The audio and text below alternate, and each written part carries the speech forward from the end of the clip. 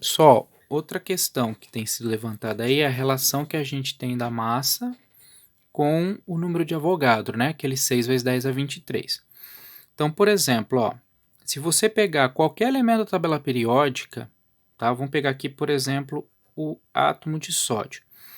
E a gente pegar a massa dele. Então, a massa dele que aparece lá na tabela periódica é 23, ok?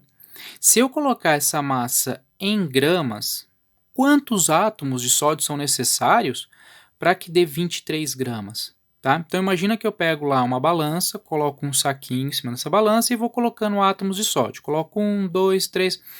Quantos átomos eu tenho que colocar lá dentro para dar um total de 23 gramas? Né? A resposta para isso é 6 vezes 10 a 23 átomos, tá? Ou famoso 600 sextilhões de átomos, tá?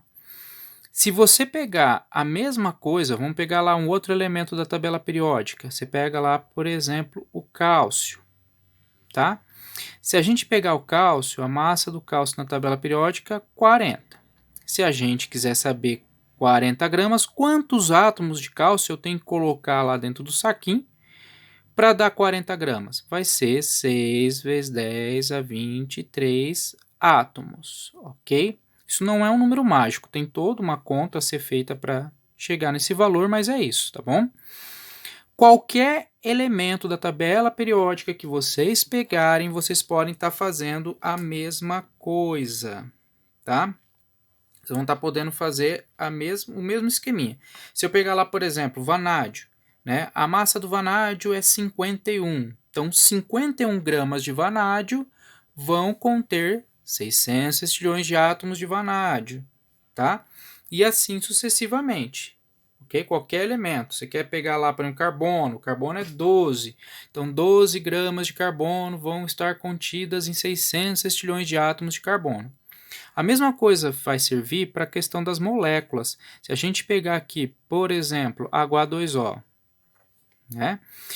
Então, vamos calcular, fazer aquele esqueminha do cálculo da massa molar, tá? Então, ó, o hidrogênio vale 1, massa lá da tabela periódica, vezes 2, porque eu tenho 2 do hidrogênio, vai dar 2.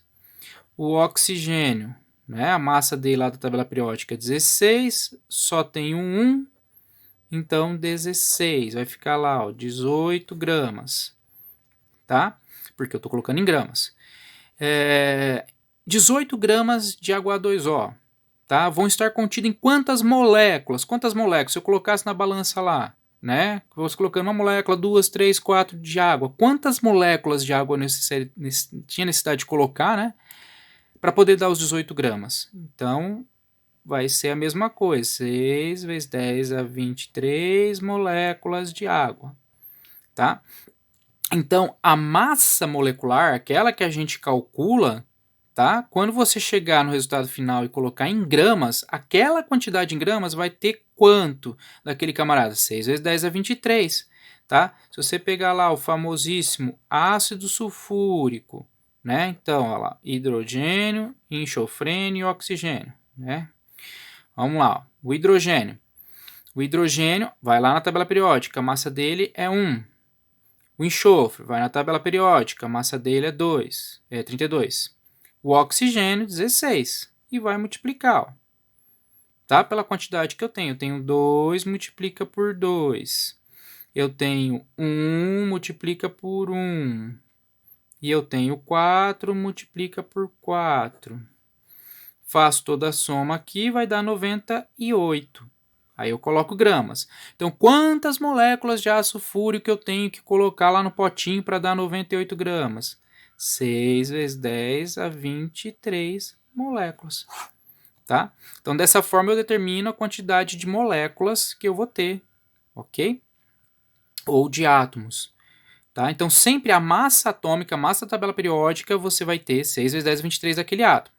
E a massa que a gente achar, a massa molecular, você vai ter aquela quantidade que você achou, né, de massa em gramas, você vai ter em 6 vezes 10 a 23 daquele camarada, tá bom?